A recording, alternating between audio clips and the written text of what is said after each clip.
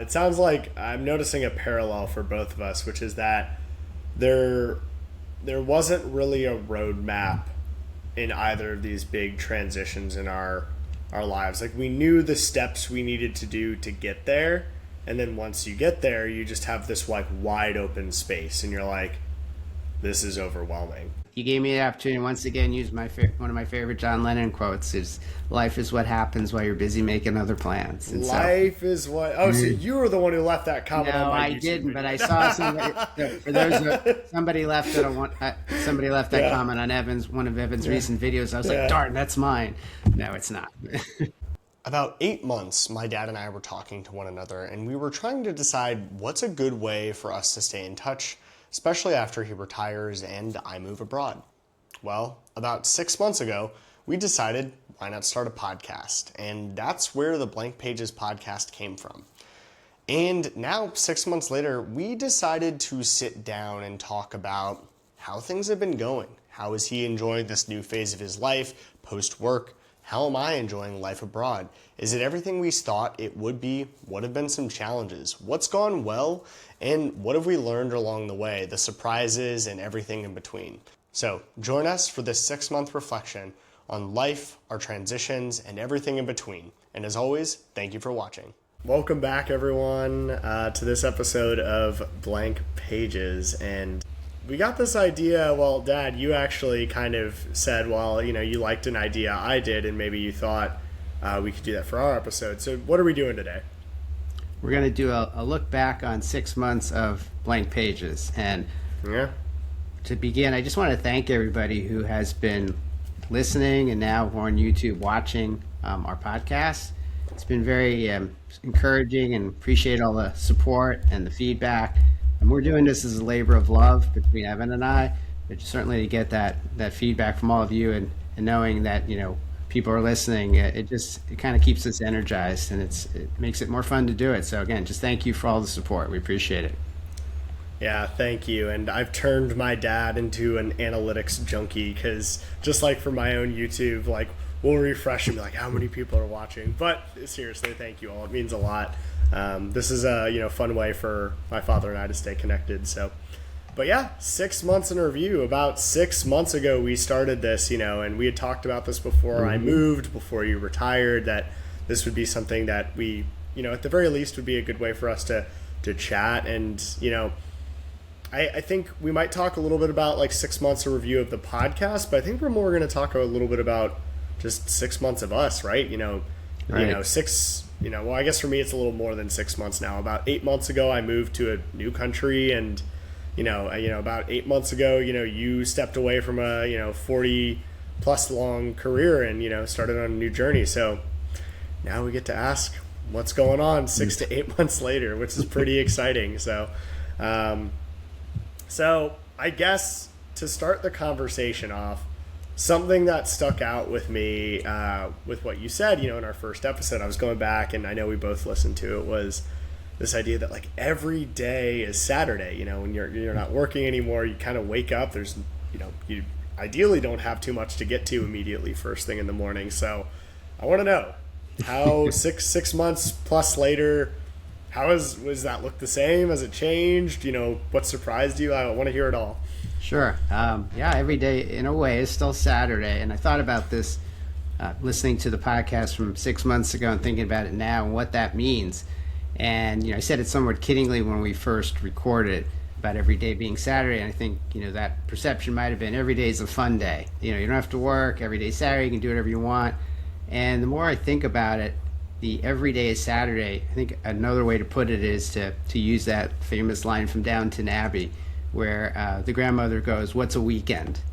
And I think that's really much of it is so much is, we spend so much of our life structured on a Monday through Friday and then the weekend kind of approach to life. And so think about how many times you say, oh, I can just get through the week to the weekend.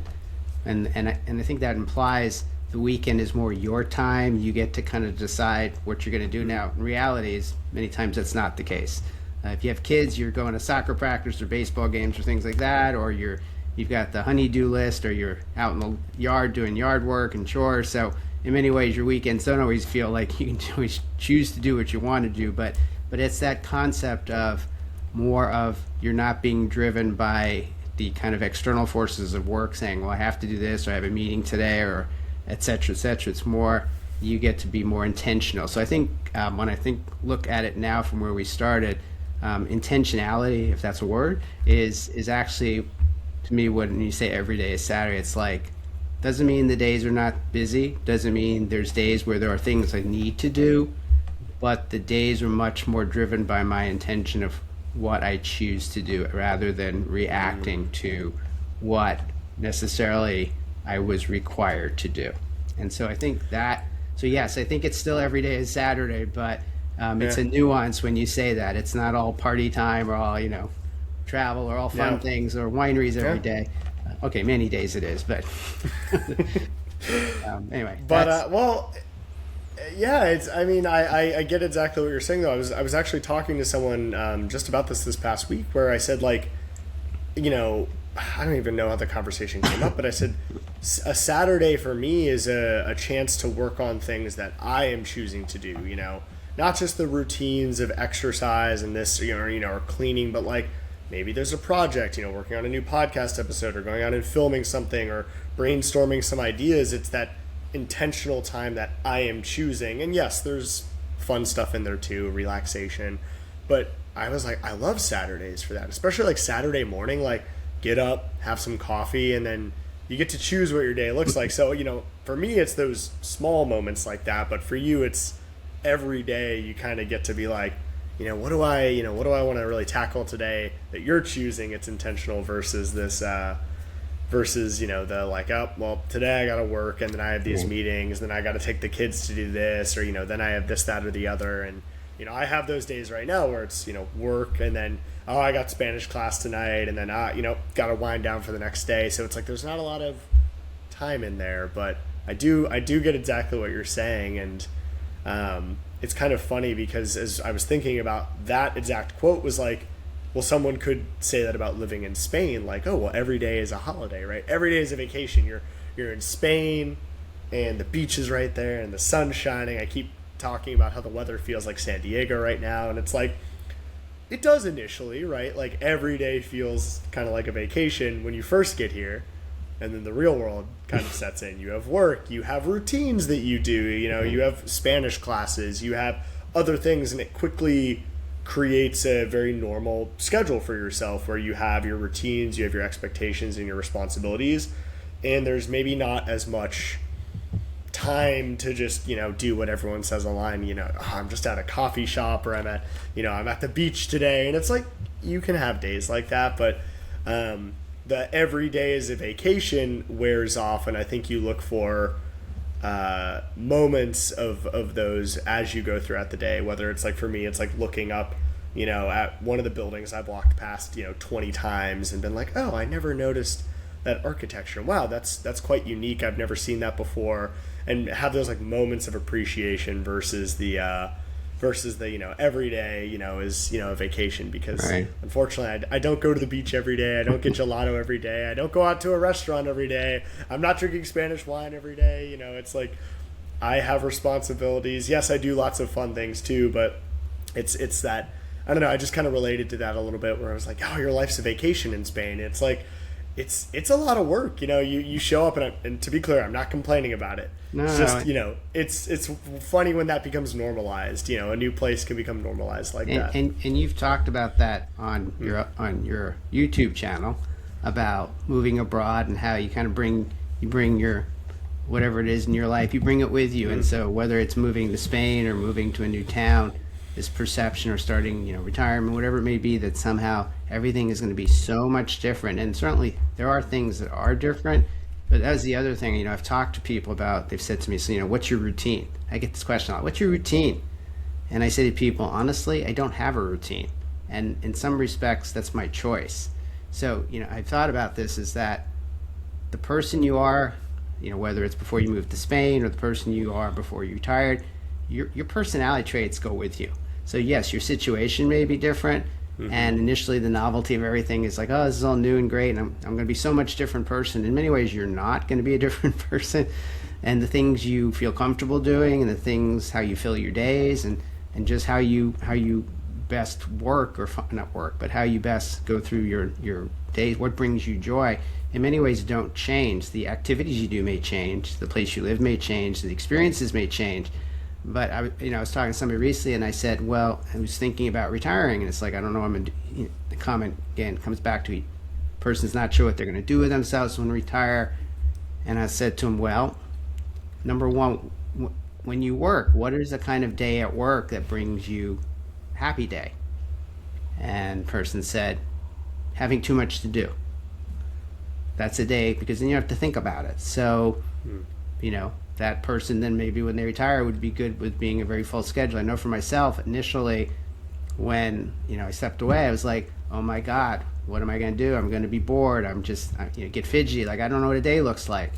And now I found that the days that I enjoy the best are the days I do a little bit of this, a little bit of that. I have variety. I thought about this the other day. I thought, in many ways, that's how I like to work. The days I like best at work were the days where I had many different things I was juggling. Well, it may not have seemed like that maybe in the moment to I felt like I was stressed. In fact, the ability to check things off, do things. So, I think that, like you were saying earlier about, everything, Spain, it's a vacation. It's where you live. That's your life. And so I'm sure there's things that are very different experiences, but then there's still your day to day. Absolutely. It's, in reference to that video, it's, one of the quotes I bring up is, I think it's from Seneca. He's a Stoic philosopher, about the idea. It's like what you need is you don't need a change of scenery. You need a change of perspective. And the only counterpoint I'm going to say with this is that I think by changing circumstances in your life, like retiring or moving to a new country, allows for a new perspective. It allows you to view the world a little bit differently. It's like you've lived in the same neighborhood your own life, and then for the first time you fly over it, and all of a sudden you're like, that's what it looks like? And you're like, oh my gosh, like it looks, you're seeing it from a new angle. And I think, again, in your retirement, and as you were saying, you're kind of viewing it, it's like, well, I like to do all these little different things. Or for me, as I kind of zoom out and analyze my own life and look at it that way, I welcomed a new perspective in where, I was forced to examine the way I do things. And kind of similar to you, it's like, well, what do I do, in a new environment that makes me feel normal, kind of like true to myself. And for me, that's, kind of like this person you were talking about, where it's doing lots of different stuff all the time. But I found that doesn't always work for me, because then I feel stretched too thin. And then all of a sudden it's like, oh, well, I've got a hike this weekend. I've got a birthday party. I've got, a podcast, a YouTube, blah, blah, blah. And all of a sudden you're like, ooh, maybe these things that made me feel normal back home, I've, maybe over-indexed for. And that's another perspective that I've now had of like, maybe it would be okay if, I had a few days, in my life or in my week where it's a little bit slower and quieter. So I think as you go through these, I think the point to this is, as you go through these changes, they welcome in a new perspective, and then it allows for you to do what you will with that. You may decide you're okay with how you live and how you operate, or you may examine that and find areas that you might want to make some changes to, make some small tweaks to, or show up differently. Well, yeah, I think for both of us, and we said earlier, intention. And again, enjoy watching all of your YouTube videos, not just for the scenery of Malaga and Spain, but watching you as you go through self-reflection.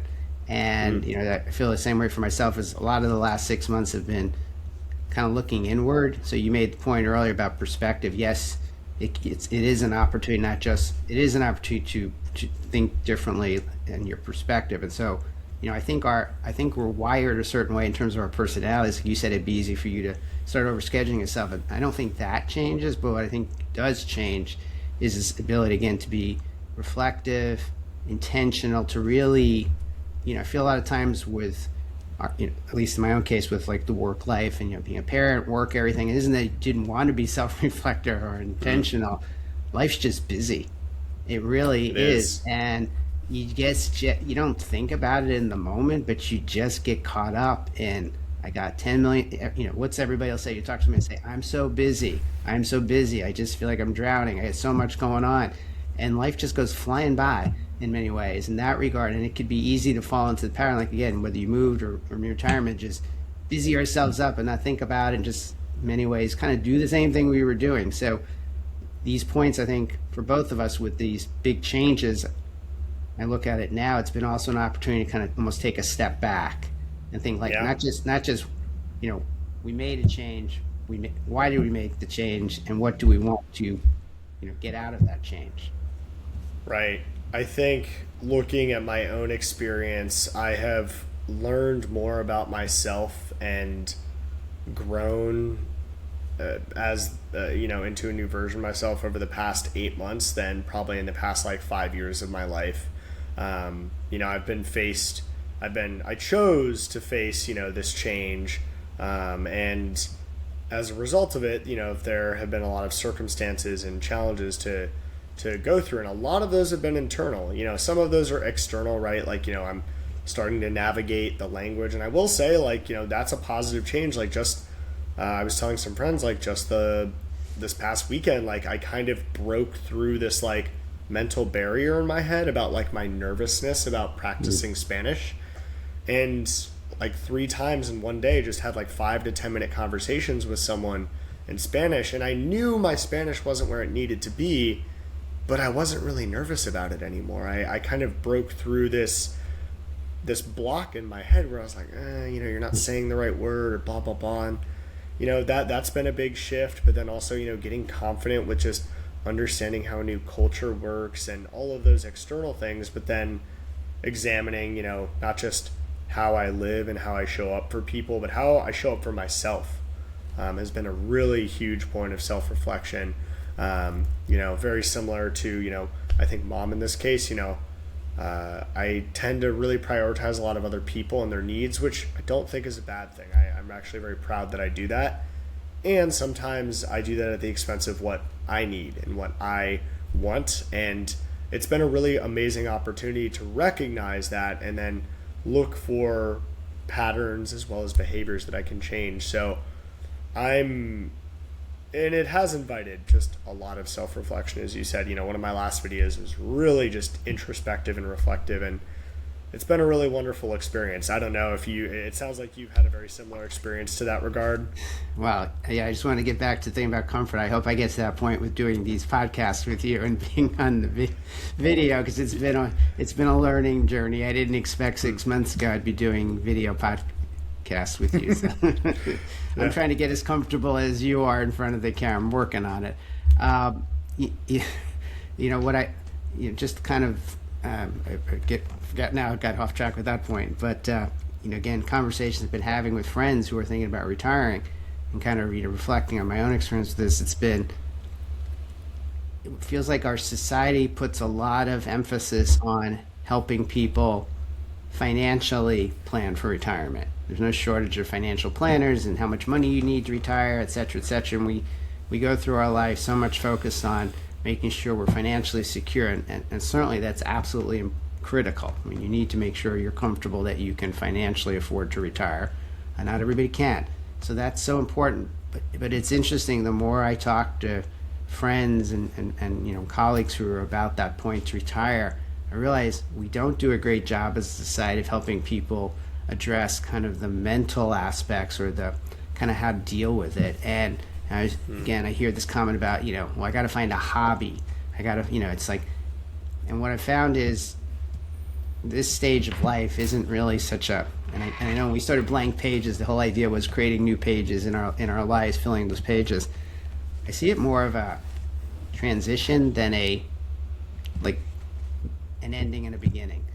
And I think for so many people, they're stressing because they feel like they should know on day one what they're going to do with the rest of their life. And what I've said to people is, first of all, you need to figure out, there is no time frame. Some people on day one may know exactly what they're going to do. Like, so the day I retired, I'm going to go do this. And that's great if they've got it figured out. I was talking to somebody recently, and I said to the person, so, how's it going? When did you figure out what your routine was? And the person said, I've been retired for 13 years. I haven't figured it out yet. I'm still working on it. Yeah. And that's okay too. But there's so much pressure for people to kind of figure this out, and you should know the answer. And so getting back to what you had said is, I think the opportunity, give yourself time to reflect, give yourself time to look within you. Don't feel you have to meet anybody's expectations but your own. Give yourself some time, because everybody's going to find their own thing that's going to make them happy. Whether it's like you were saying, whether it's personal growth. I've been doing more of that, certainly, doing things like that for education, personal growth for myself. Connections have become increasingly important. I'm going to talk about that a little bit later on in the podcast as well, but they're just things that are important to me and my own values that it's really been each week, each month. It's just a continual reexamination and reflection, and I'm getting there. So that would be my message, at least to my friends and colleagues who are thinking about retiring, is don't put that pressure on yourself. Just give yourself the opportunity to kind of work through it, and your path is not going to necessarily be the same as somebody else. It's got to be what you're comfortable with. I think I certainly relate to that a lot. It sounds like I'm noticing a parallel for both of us, which is that there wasn't really a roadmap in either of these big transitions in our lives. Like, we knew the steps we needed to do to get there, and then once you get there, you just have this like wide open space, and you're like, this is overwhelming. Like, I don't know what to do. What should I be doing? Right? We say should all the time. Like, how should I be spending my time? Should I be doing X, Y, Z, blah, all of these different things. And I think you hit it on the head. And I actually talked about this in another video. I think the topic kind of relates a little bit, but that, it's just slowing down for a second. And part of the joy is allowing the process to unfold. I don't think it's about, with retirement or moving abroad, it's not about rushing to hurry up and finish your life, right? Whether, you have the happily ever after whatever in Spain, or, the perfect retirement situation. The joy is, I think, going through the process and finding what works best for you and what makes you happy. And I think the joy is in the process. Like, that's, I was talking about this the other weekend, where it was, life is meant to be lived, and it sounds simple, right? You're like, well, duh. But I mean, it is. Like, we're always like planning for the next thing, or what should life look like? Am I doing the right thing?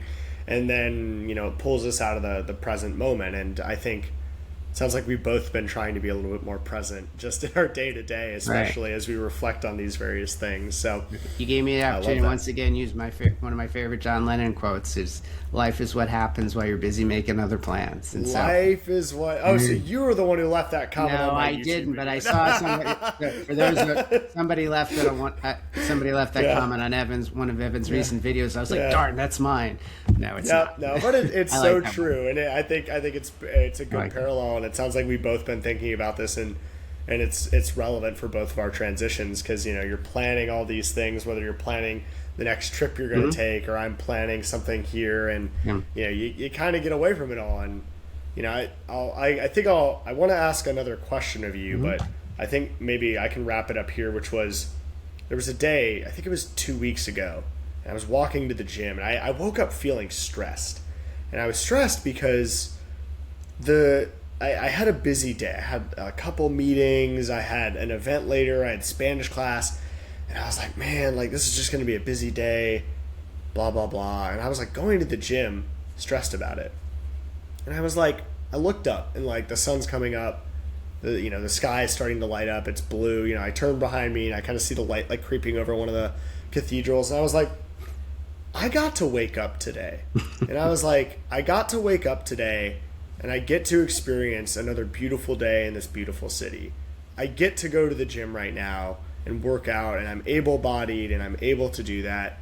I get to go home to an apartment where I have cats that love me. I get to have a job. And I started reframing the day as, these are things that I get to do, not that I have to do. Things that I get to do. And by the time I got back from the gym, by the time I got to the gym, my mood was completely different. And it made me realize, going back to intentionality, living more in the present moment, and really just letting each day kind of flow as it will, made me realize like life is a beautiful thing. We just oftentimes forget it. Yeah, that's really good. I love it. No. So one question I did want to ask, because I'm curious what is obviously there's things that we kind of knew to expect going into this, but were there any surprises as part of over this past 6 months that stood out to you in this new stage of your life? So kind of what I got wrong? What you got wrong? What surprised you? You can say however you want. I don't know. I was thinking about this before we recorded about what I got wrong. Again, I think how the schedule has worked itself out, and the worry I had about being bored, I think that was the greatest, the fear of, I talked about that earlier with others, and I had that, like, what am I going to do with myself? How am I really going to have purpose and fulfillment? And I guess what I've been surprised about is over time, not necessarily consciously doing it. I know we talked about intentionality earlier, but it's kind of gotten into a pattern. So that was, I guess what I got wrong was I kind of admit I was like everybody else. I thought I had to have it figured out and kind of right out of the box. And now I realize I didn't, and it was okay to let time just kind of play itself out. So I'd say that was definitely something I got wrong. Just kind of that idea that you'd have it all figured out at the moment you hit retirement, and that you would, again, just be on the back porch reading a book, or having. Or maybe the opposite would be I wouldn't figure it out. That's like the worry about, as I said, with others, and I understand that where that's coming from. That I would get it wrong, and that I would miss I would miss my full-time professional life more. I got that wrong. I don't miss that. I miss people, and there are ways I'm staying involved, but the full-time, not missing. That was easier than I thought it was going to be. To step away from that. What about you? Well, I certainly love to hear that. I think this was a revelation that only came to me recently, which was one thing I got wrong was that I didn't realize until recently how performative I was modeling my life in Spain. And what I mean by this is that I only just recently realized that a lot of the things I was doing and choosing to spend my time on were almost performative in nature, in the sense that as a way to kind of prove to myself, but also externally showcase that, this move abroad, was exactly the right decision in my life. And here's why, right? Not only did I move abroad, but then here's exactly why, because of all of these various things I did, whether you're traveling a lot, you learn a language, you start a business, you do all of these other things, you start a YouTube channel. And I realized that I don't need to prove, you said this earlier, the only expectations we need to meet are our own. We don't need to prove other people's expectations or meet other people's expectations. And no one set those for me, but there was this subtle image in my mind that I had to meet certain expectations that other people might have of someone who has moved to a new country. And I realized what surprised me most about that was it wasn't actually allowing me to just authentically live in a new country and to experience it more naturally, and to be intentional about what I was choosing to spend my time on. So if I want to make a new YouTube video, it's because I want to, not because I feel like I need to perform or because I want to hit the algorithm just right. It's because I want to share some thoughts, whether it's introspective or it's from an experience I had recently or something that's happening. And same thing, if, I want to do a podcast with you, or, start a business of my own, or do whatever, it's because I want to, not because I feel I need to prove a point to myself or to someone else, because life isn't about proving it was worth it. It's experiencing each day as it comes. And when you stop to ask yourself, was it worth it? Worth it to who? Yeah. Worth it based off what? So I think that was the biggest surprise that I had. And once I kind of realized that, it allowed me to take a big step back and just look at like how I was showing up each day, what I was choosing to do versus what I felt like I needed to do. And it's been a I think a pretty good revelation for myself. So in terms of surprises, the biggest one has been the deepness and richness of connections of family and friends. And you hear all the time people step down. They say, "I'm stepping down to spend more time with my family." And certainly, when I thought about stepping away from full time with family and friends was critical. We've talked about this in previous podcasts. Last couple of years, lost some very dear friends, my own age. It really kind of hit home about time is not infinite.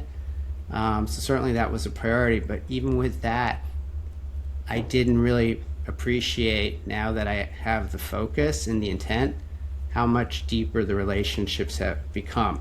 So as an example, we were away a couple weeks ago. We went to a wedding in Iowa, some dear friends of ours, which was great. We had a great time. And on the way back, we stopped in Cincinnati, and your mom's cousins live in Cincinnati. Most of her family, her mom's family, is still in that area. And we had talked about this year, like, we want to go to all these fun places to go, see the world and all that. But we also made it a priority this year and going forward is we were going to find time to make more effort to visit family and friends. So we went to Cincinnati, and we got to stay with some dear friends of ours that mom went to high school with, known forever. We hung out with them for a couple of days. It was just great time. And then one night we drove about 20 minutes to one of her cousins' house, and they hosted a reunion for the cousins. And so we're at the event, and I'm talking to some of the cousins, and they're like, "So what brings you to Cincinnati?" And I said, "You all did." I mean, that was literally the reason we went, was to see them. And it was just so special to spend that time. And you realize, one of the things I realized is not working is when you're working day to day, you're just caught up in like, what do I have on my to-do list tomorrow? What's the next conference I have? What's the next, board meeting I have? Whatever it may be. And you're just so focused. And in many ways, time is moving along, but it doesn't feel that way. You're kind of in that short term. And now I'm at the point where it's like you recognize time is not infinite. And just making that most of that time, and especially with those who mean so much in your life. So that has been a big thing about really being very thoughtful and intentional about not just seeing people, but actually really spending quality time with people. So that's been one. And related to that, Mom and I were just talking about this the other day. You hear so often, like, say, in a married couple, one spouse is not working, the other one is, and the one who's working is going to retire. And you hear, "Oh no, you're going to be home all the time." Maybe you should not do that. And, we've been married, as you know, we're going to celebrate 39 years in a couple weeks. Don't forget, June 12th, don't forget. And when I think back when we were first dating, in any relationship, you're all in with each other. You're so focused on the other person. It's all good. Your world revolves around the other person, and you get married, and then again, kind of life just zips along, and you have kids and responsibilities and jobs, etc., and work, and it's easy over time to get into just kind of common patterns, and you kind of can unintentionally lose some of that spark, if you will, and focus that you had at the beginning. And Mom and I've talked about this in ways now that I'm not working, we're spending more time together. It's almost like we're rediscovering each other and our relationship, and it's really been great. I mean, we're having some great conversations, just more quality time together. It's almost like getting to know each other at a different part of our lives, and kind of like almost, again, she's going to rediscover, I think is the next way to put it. So that has been a surprise in a great way. And I'm really appreciating every moment we have together, what we can do together, and so that's been really great. Well, it just goes, I think that's a great example of you never truly know someone all the way, and that doesn't mean like, oh, you're not a good husband or partner or friend. It's just, no, there's always opportunities to learn new things, even 30, 40 years on, right? There's always those opportunities. I think just quickly. Oh yeah, go Well, I ahead. did want to just add one thing to that. It isn't just knowing the person. It's again, it's just easy to you have so many other responsibilities and things to do in your lives Yeah. that you maybe it's harder to really focus on. And it's not saying you can't do that. And certainly there are couples that do it very, very well. It's just more challenging because it's just one more thing you got to pack in with everything else. And I think Right. this time has allowed, perhaps, to kind of put that back up as a priority that it was, say, when we were first together. And that's been what's Yeah. special about it. Yeah. Well, I'll just say that I echo the intentionality of your first point. That's something I've made a big priority. I'm very much the kind of person where I made the decision years ago where even if someone's maybe not prioritizing me as much as I would like them to, I'm always going to show up if they've earned my trust or love, whether it's family or friends. So I've definitely made an effort to. I mean, literally right before this, I was on the phone with a friend, and before we got off, I said, "Oh, we'll talk again soon." And I said, "No, wait, let's put this on the calendar because I know if we say that, we won't talk again." So we literally scheduled it, and then I hopped on this call because I was like, on the calendar, intentionality, and it's been really special. So, Well, you said at the beginning of the podcast the word should, and that is yeah, the worst word. We should get together.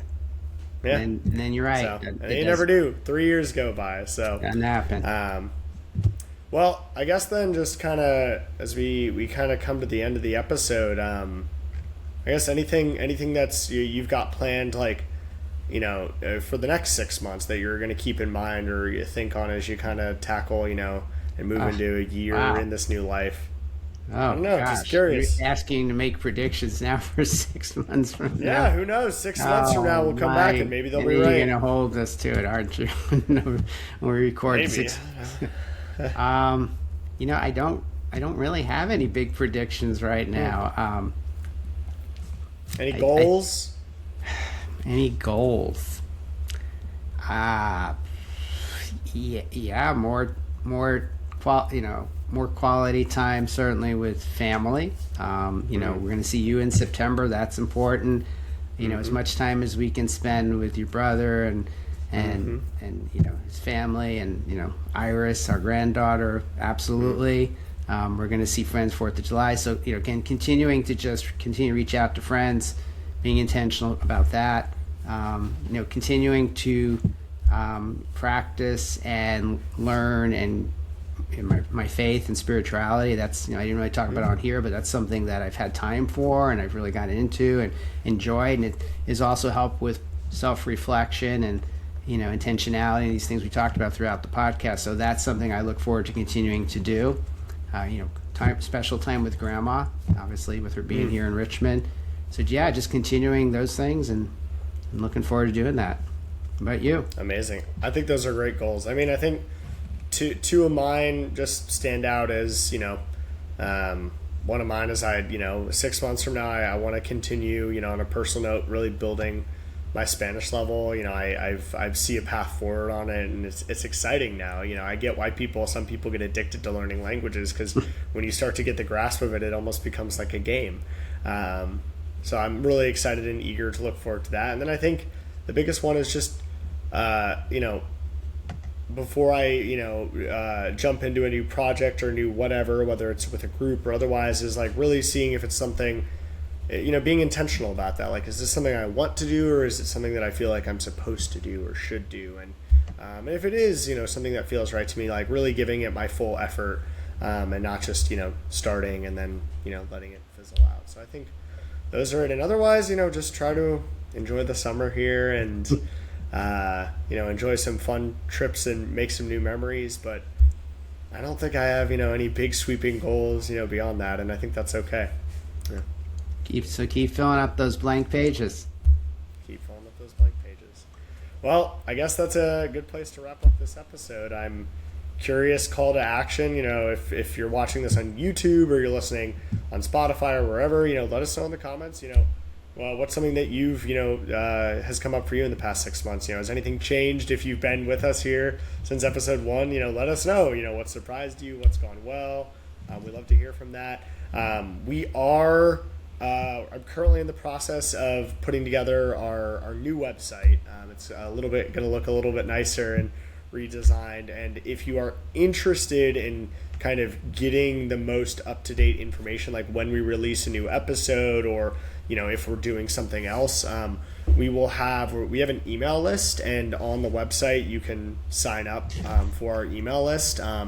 Promise we're not going to send you spam or other things like that, but it's a great way to we'll send an email when we release a new episode, or maybe if we have a story to share or something anecdotal, we might send out an email just sharing that with you all. So that'll be on the website.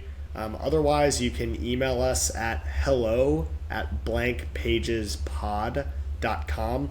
I'll leave that spelled out down in the show notes of the podcast, as well as in the description in YouTube. Otherwise, Dad, anything else you want to say? No, just again, thanks for everybody who's been listening. Like I said at the beginning, thanks for the feedback and the support. We enjoyed doing this and looking forward to the next 6 months worth of podcast, getting to the 1-year anniversary. Amazing. Well, I'll look forward to that episode then. But until next time, thanks as always for listening. Thanks for listening or watching another episode of the Blank Pages podcast. If you liked what you heard or saw, please leave us a like, subscribe, and let us know what you thought of this episode. If you're interested, go to our website, blankpagespod.com, where you can check out a little bit more about us, as well as sign up for our newsletter if you want to stay up to date on the most recent episode, as well as anything else that we might be working on. Get in touch with us at hello@blankpagespod.com, and we look forward to hearing you and seeing you in the next episode.